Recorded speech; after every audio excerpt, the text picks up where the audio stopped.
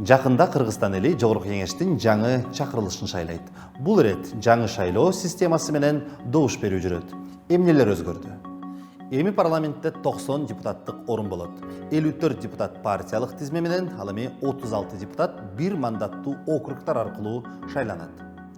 Шайлоо участогуна кирип жатып, 2 бюллетень аласыз. Алардын биринде партиялардын тизмеси болсо, экинчисинде жеке талапкерлердин тизмеси жайгашат. Келгиле, ар бир бюллетенге өзүнчө токтололу.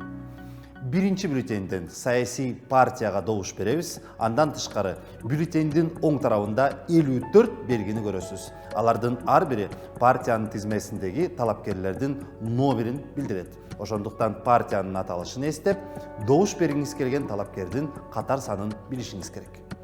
Экинчи бюллетенде сиз бир мандаттуу округ боюнча депутатты шайлашыңыз керек. Учурда өлкө ар бири 100 000 шайлоочудан турган 36 мандаттуу округтарга бөлүнгөн. Андыктан сиздин участок кайсы округга таандык экенин жана андан кимдер депутаттыкка көрсөтүлгөнүн билип алыңыз.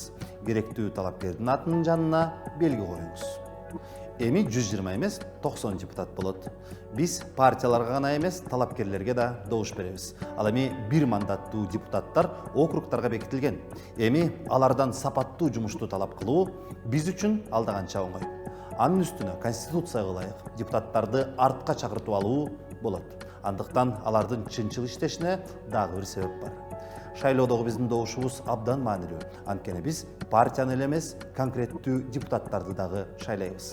Андыктан акыл калчак тандоо жасап, татыктуу талапкерлерге добуш бер.